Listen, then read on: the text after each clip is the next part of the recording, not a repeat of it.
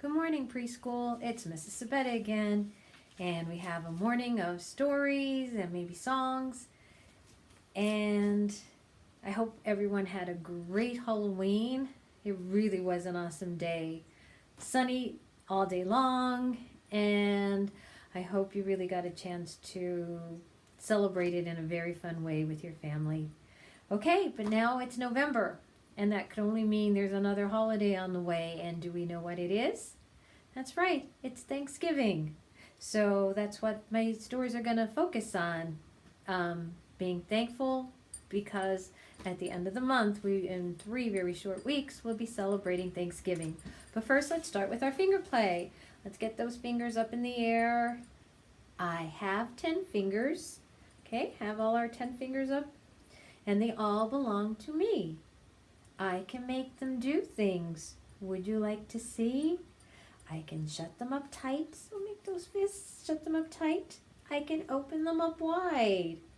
I can put them together, bring them together. And I can make them all high, let's hide them behind our backs, very good. I can make them jump up high, up over your head, and I can make them go down low, put them down low. And I can fold them up quietly, let's put them on our desk. And hold them just so. Okay, let's sit and put on our listening ears and get ready for our stories. And the first one is one of my very favorite books. And it's by my very favorite characters, the Berenstain Bears. And this one is called The Berenstain Bears and the Prize Pumpkin. It's written and illustrated by Stan and Jan Berenstain. First prize, second prize, third prize, or none. At Thanksgiving time, more than a contest is won.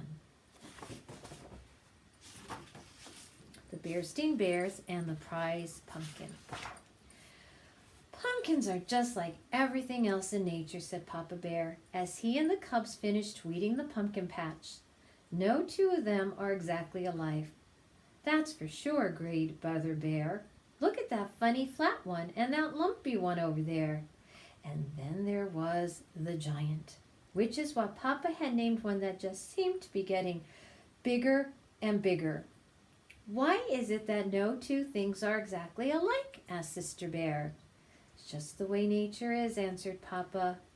Time to wash up for supper, called Mama Bear from the tree house steps. As you can see, the beautiful sunset as they're called into dinner.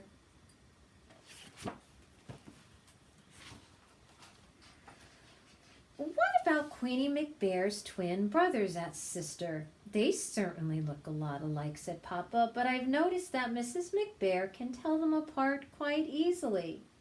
In you go, said Mama, shooing her family into the house. But Sister didn't go right in. She stood on the stoop for a moment and looked out over Bear Country. Doesn't it look beautiful with the sun setting? I love the sunsets this time of the year.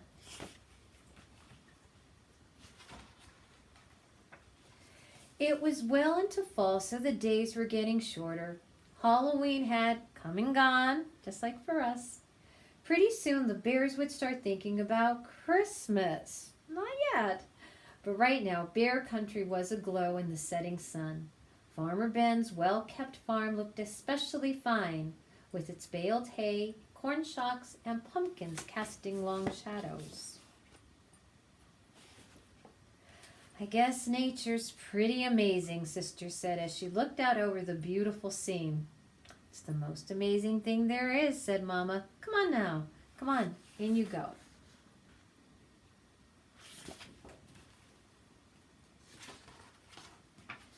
Farmer Ben's farm sure looks beautiful in the setting sun, said Sister, as the family sat down to supper. Said Papa grumpily. Farmer Ben's not such a much. Not such a much, said Mama. Why, Ben is the finest farmer in Bear Country. And besides, he's one of your best friends. That may be so, said Papa. But earlier today he came by and said, Nice little pumpkin patch you got there, Papa. What he said is true, said Mama, especially compared to his fields and fields of pumpkins. Oh, that may be so too, grumped Papa. but I didn't like the way he said it. He sort of chuckled. My patch may be small, but the giant is big. It may be the biggest and best pumpkin in all of Bear Country. What do you think about that?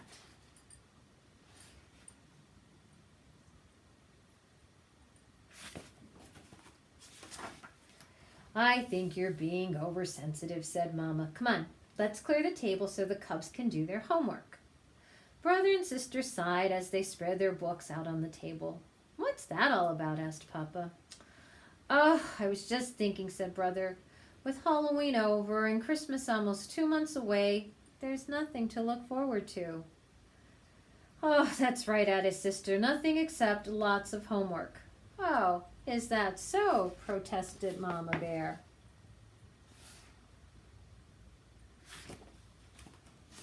Because there's something in between Halloween and Christmas, right? My favorite holiday, Thanksgiving. Well, it just so happens that there's something very important to look forward to. A very special holiday called Thanksgiving. That's when we give thanks for all the wonderful... Oh, your Mama's absolutely right, interrupted Papa.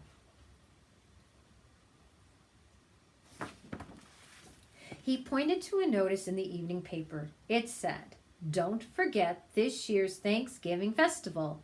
Entry blanks for the Big Pumpkin Contest available at City Hall." Thanksgiving's a very important holiday, especially this year. The giant in the pumpkin contest? Especially this year because we're going to enter the giant in the pumpkin contest and beat the pants off Farmer Ben. But Papa, he's a professional, said Brother. He's won the contest 10 years in a row. All the more reason to teach him a lesson. Come on, let's go out and check up on the next heavyweight pumpkin champion of Bear Country, he said.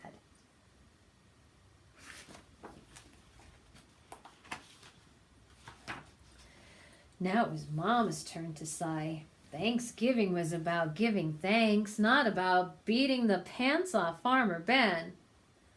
Isn't it a beauty, Papa said after they admired the giant. Across the road they could see a field of Ben's pumpkins. There were lots of fine ones, but none that measured up to the giant. Oh, there's homework to be done, called Mama Bear from the house. As they left, the cubs asked Papa, "Aren't you coming in?" "Nope," he said. "I'm going to stay out here a little while and watch the giant grow."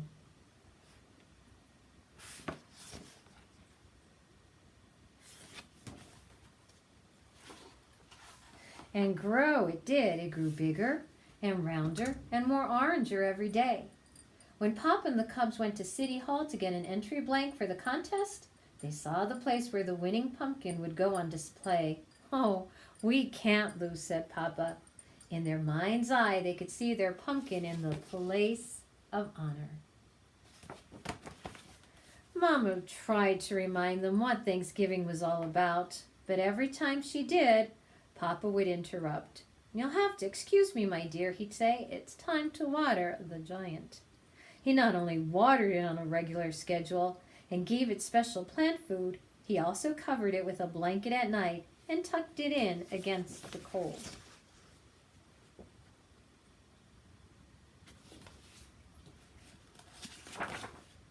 One afternoon, the cubs got off the school bus with something important to tell Papa, but they were stopped in their tracks by what they saw. He was talking to the giant, and here's Papa in the pumpkin patch talking to the giant. He's saying, "Come on, old buddy, you can do it. Suck up that water, take in that sunlight." Mama explained that Papa had bought a book from the swindler Raffish Ralph about how to encourage your plants to grow by talking to them. "Well," said Brother, "I don't suppose it could do any harm." "It sure can harm his reputation," said Sister. "If anybody saw him talking to a pumpkin..." "Or Papa," his brother said, "a cub at school told me he went on a class trip to Ben's farm and saw some pretty big pumpkins, especially one really big one that Ben calls the monster." "We've got to get a look at it," said Papa.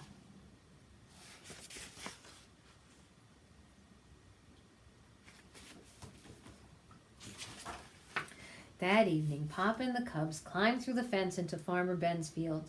They saw some good-sized pumpkins, but none to match the giant. Maybe it's behind the barn, whispered Papa. Suddenly a light shone on them, and they heard Ben shout, "Prowlers! In the pumpkin field! Get me my pitchfork!" Uh-oh. Farmer Ben caught them. They got out of there so fast that Papa tore his overalls, climbing through the fence. "What have you been up to?" asked Mama Bear when they got home. "Nothing much," said Papa, "just strolling in the moonlight." The weekend before Thanksgiving arrived, and it was time for the big festival. The Bear family got there just in time. The pumpkin judging was about to begin. There were many fine pumpkins in the contest, but Papa was sure that none could measure up to the giant until he saw the monster. It was at least as big and round and orange as his pumpkin, and maybe, just maybe, a little bigger, a little rounder, and a little oranger. There's the monster one right there. It does look pretty big.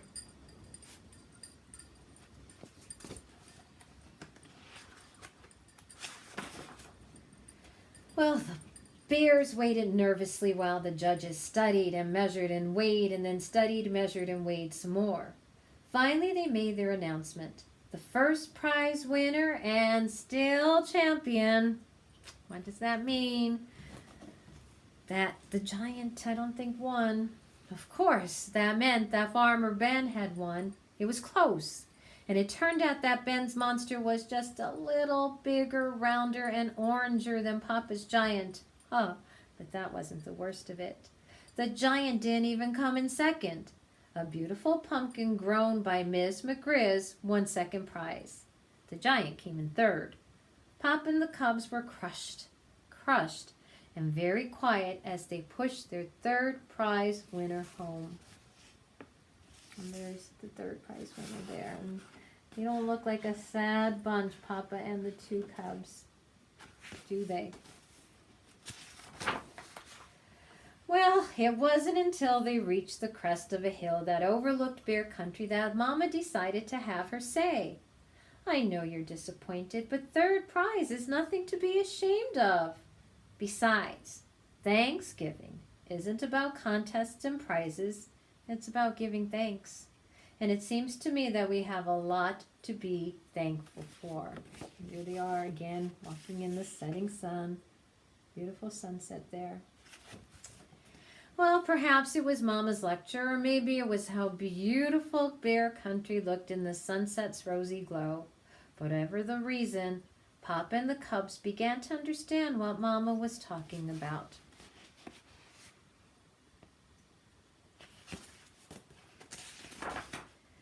Even more so on Thanksgiving Day. After the bears gave thanks for the wonderful meal they were about to enjoy, Sister Bear gave her own special thanks. "I'm thankful," she said, "that we didn't win first prize. If we had, the giant would be on display in front of City Hall instead of being part of the yummy pies we're going to have for dessert." And there's their yummy Thanksgiving dinner. The turkey, there's their pumpkin pie, which was made out of the giant. As the laughter faded and the bears thought about the blessings of family and home and friends and neighbors, they knew deep in their hearts that there was no question about it. Indeed, they did have a great deal to be thankful for. In the end. And that's what we'll be talking about all throughout this month of November as we get closer and closer to Thanksgiving. All about what we're thankful for. So, what we'll do next is, you know the song, If You're Happy and You Know It. Well, we're going to every week do this one, If You're Thankful and You Know It. So, let's start. If the leaves are changing colors, jump right in. If the leaves are changing colors, jump right in. Rake them in a great big pile, dive in and play a while. If the leaves are changing colors, jump right in.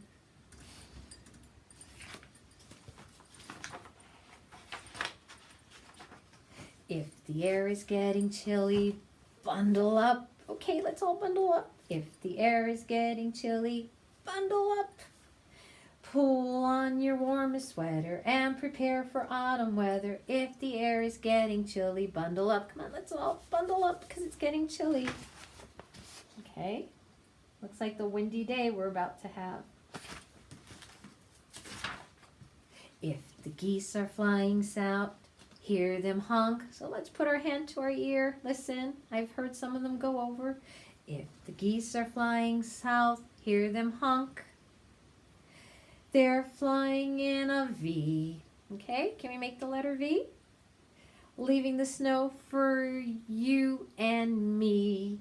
If the geese are flying south, hear them honk. So let's listen to them.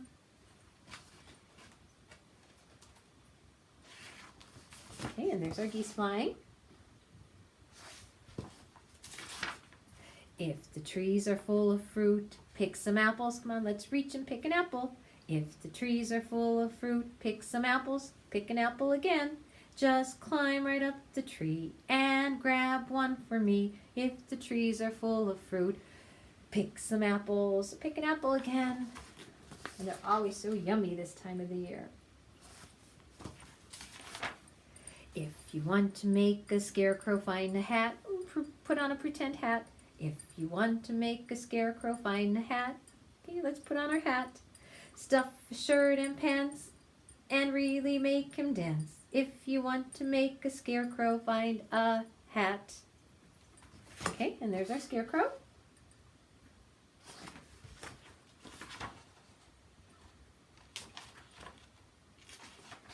If you want to bake a pie, grab your cart. So let's grab a cart. If you want to bake a pie, grab your cart. Head to the pumpkin patch, then bake your pie from scratch. If you want to bake a pie, grab your cart, And we have it filled with kids and pumpkins for those pumpkin pies.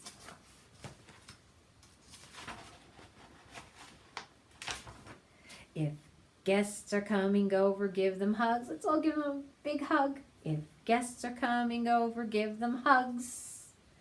Neighbors, friends, and cousins coming over by the dozens. If guests are coming over, give them hugs. Give them a big hug, and maybe a virtual one, but give them a hug. Okay, and there's the guests on your porch. It's time for playing hockey. Grab a stick. So grab a hockey stick. If it's time for playing hockey, grab a stick. Grab the stick again as if you're hitting a puck. Set up a game with friends. Put a goalie at both ends. If it's time for playing hockey, grab a stick. So let's grab our stick again. Okay.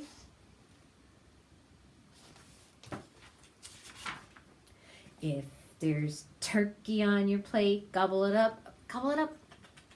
If there's turkey on your plate, gobble it up.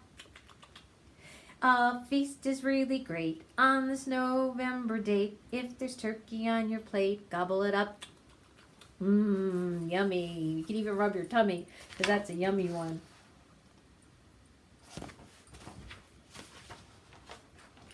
If you're thankful and you know to shout hooray, let's all shout hooray. Hooray! If you're thankful and you know it, shout hooray. Hooray! If you're thankful and you know it and you really want to show it. If you're thankful and you know it, shout hooray. Hooray! And there they are. After we're all so full after that Thanksgiving feast. The end. Okay? Have you liked our Thanksgiving stories and songs? Okay, here's another one. Bear Says Thanks. It's by Karma Wilson and illustrated by Jane Chapman.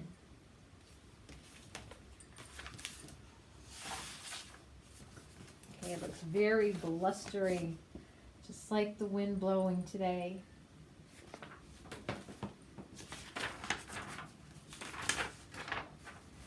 All alone in his cave, Bear listens to the wind. He is bored, bored, bored, and he misses his friends.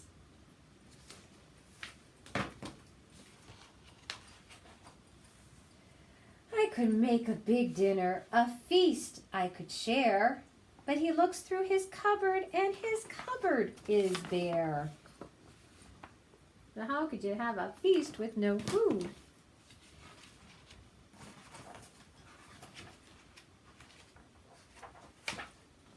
Bear says, goodness me, a delectable pie, but I have nothing, he adds with a sigh. Oops.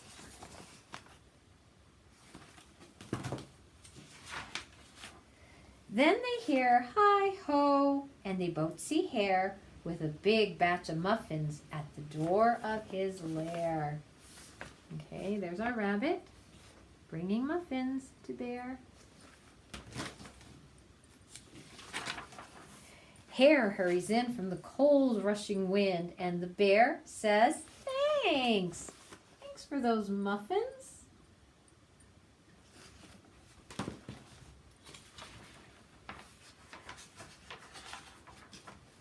Of course, says Hare. Then he points to the door.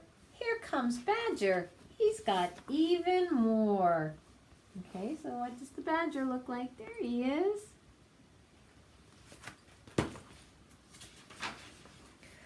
Brr, says Badger as he trumps inside. He sets down his pole and he smiles real wide. I'm back from a stroll at the old fishing hole. And the bear says, you can say it with me, thanks. Okay. And there's Badger with his fish that he's bringing to Bear.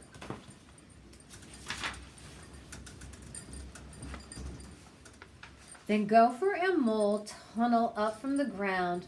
We have warm honey nuts. Let's pass them around. Okay, if you could see them, there's Mole and Gopher down in the ground.